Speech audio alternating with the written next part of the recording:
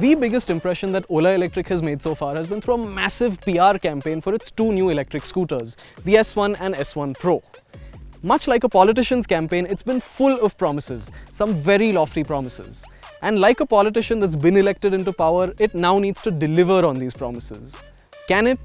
Well, we're right on the verge of customer deliveries beginning, and we finally have the opportunity to ride this hugely important scooter. So there's no better time to find out. Before we do that though, there are a couple of things to consider. It's been almost 3 months since the launch of these scooters, and while we're thrilled to finally have the opportunity to ride them, it turns out that we only get to do so in a gated colony for a short period of time.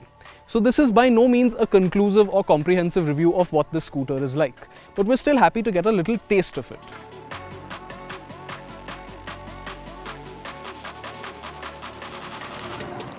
We're doing laps of a roughly 2-kilometer loop inside the colony, which consists of paved roads with uneven manhole covers, undulations and bumps, patches of gravel and sand, and some inclines. So it's reasonably representative of what our roads are like, with the exceptions being the lack of any massive potholes, speed breakers, and of course, traffic.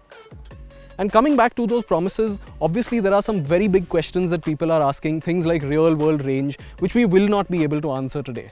But other aspects, like whether it's as quick as the numbers suggest, or what that single-sided front suspension is like, and just what the scooter is like to ride as a whole, we will be telling you.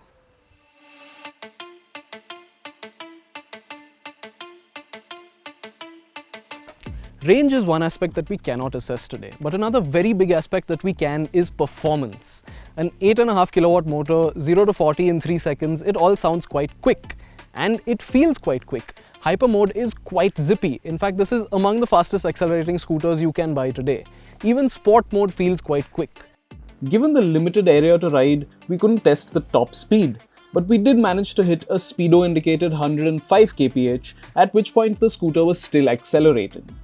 This will undoubtedly be one of the quickest scooters on the market, but we'll have to wait and see just how stable it is at its claimed 115 kph top speed on its 12-inch wheels.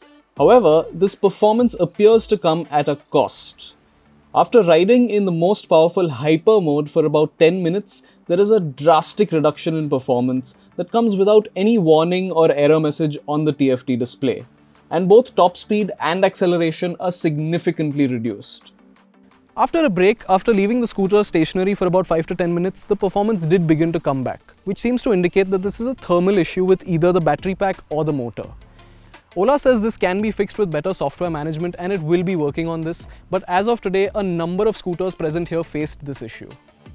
Under full throttle acceleration in hyper mode, we also encountered a droning vibration through the seat and the floorboard, which became noticeably more pronounced as the miles racked up and as the performance drop-off increased. There was also one instance where the motor completely died, not responding to throttle inputs at all in any of the modes. This rectified itself after a couple of restarts. It's also worth noting that we rode these scooters on a crisp, cool winter morning in Bengaluru, and the thermal issues pertaining to the powertrain could well be more pronounced in a hotter environment and when stuck in traffic. With Ola targeting the entire nation with these scooters, it's unquestionable that swift progress needs to be made on this front. Another far more pressing issue though is throttle calibration. The throttle works similar to something like an Ather 450X, where you twist it conventionally to accelerate and then twist it the wrong way for forced regen. But a number of scooters present here today continued to surge forward for about half a second after we released the accelerator, which is a bit startling to say the least. Again, Ola says that it will work on this and it should be able to fix this through software updates, but we'll have to see how that pans out. If Ola can indeed sort these things out with a software update, it will be interesting to see if they can do so without watering down the performance. Nevertheless, while the powertrain has room for improvement, one area where Ola has excelled is the chassis. The Gabriel-sourced single-sided front suspension and horizontally mounted rear monoshock deliver excellent ride quality that puts many conventionally sprung scooters to shame. It's a very well-balanced setup that manages to flatten out most bumps while still offering great body control. And while this is no corner carver, it does have that scooter-typical razor-sharp turn-in and feels confident enough when leaned over, so long as you keep the lean angles reasonable. The brakes stop the scooter quickly and are quite sharp, perhaps a little too sharp for a vehicle of this nature, especially since there's no ABS and little modulation or feel at the lever, leading to easy lockups, especially at the rear.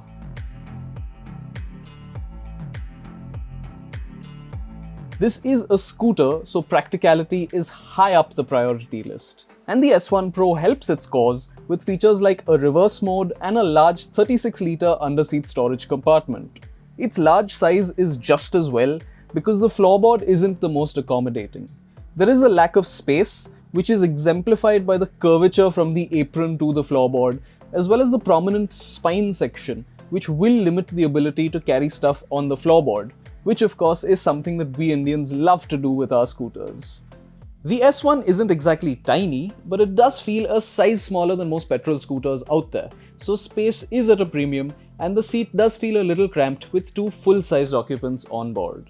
These ergonomic oddities are the result of a non-conformist ideology that's at the very heart of this scooter and this company.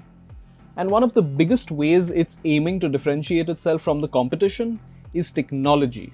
From an end-user standpoint, most of this tech is housed in the 7-inch Bluetooth-enabled TFT touchscreen. Ola's custom UI looks good and is easy to use. I did manage to pair my phone via Bluetooth, but I was unable to get the navigation going due to a consistent network issue with the scooter's built-in eSIM. It also offers the now mainstream phone call controls and music playback controls, but the more unique promised features, things like cruise control and music playback through the scooter's own speakers, were not active on our units, and Ola tells us they will be added via OTA updates in the future. At present, unlocking the scooter is done by either entering a 6-digit code on the touchscreen or using a mobile phone app. There is no physical key fob of any kind. Even unlocking the seat is done through the screen. This raises the concern about what happens if the scooter runs out of charge and you have belongings inside the boot. Well, Ola says the scooter will always have some residual charge in the battery, which will be enough to release the boot if a command is given from the mobile phone app. The app in question isn't currently available on any app store, so we haven't had a chance to check it out just yet, and it's something that we'll have to get to at a later stage. To its credit, Ola has done well with quality and finish levels on this scooter.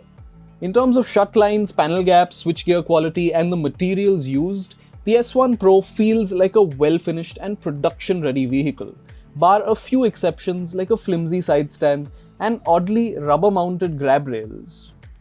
The design is rather European, quite understated, all clean lines and no frills. It's crisp and modern, as is befitting an electric scooter, and I personally like it quite a bit. Join the discussion. Tell us what you think about the design down in the comments. There certainly is a lot of potential in the scooters that we've ridden today. They're offered at an attractive price point and many things are in place. The design is nice, finish levels are great, ride quality is good, but there are also some fundamental shortcomings, most notably the throttle calibration and the drop-in performance. And Ola says it is working on these issues and we hope to evaluate them at a future stage. But the scooter is only one part of the puzzle. Another very big piece of this jigsaw puzzle is Ola's attempt to rewrite the rules of sales and service. If you want a test ride, Ola will send a scooter to your house. If you then book the scooter, it gets delivered to your doorstep. When you need a service, they come home and service it for you. Even if you have a squeaky sound that's bothering you, you call them and they come home and check it out. It's all very radically different, and there are areas that Ola needs to figure out. It also needs to figure these areas out quite quickly because its claims suggest that it has close to 1 lakh scooters that need delivering. Hype can only get you so far, and Ola now needs to start delivering on the promises that it's made. The next few months are going to be very interesting. That's it for now, and we hope you enjoyed this video. If you did, make sure you hit that subscribe button and help us reach the 2 million mark. And click on the bell icon so we can keep bringing you the latest from the automotive world.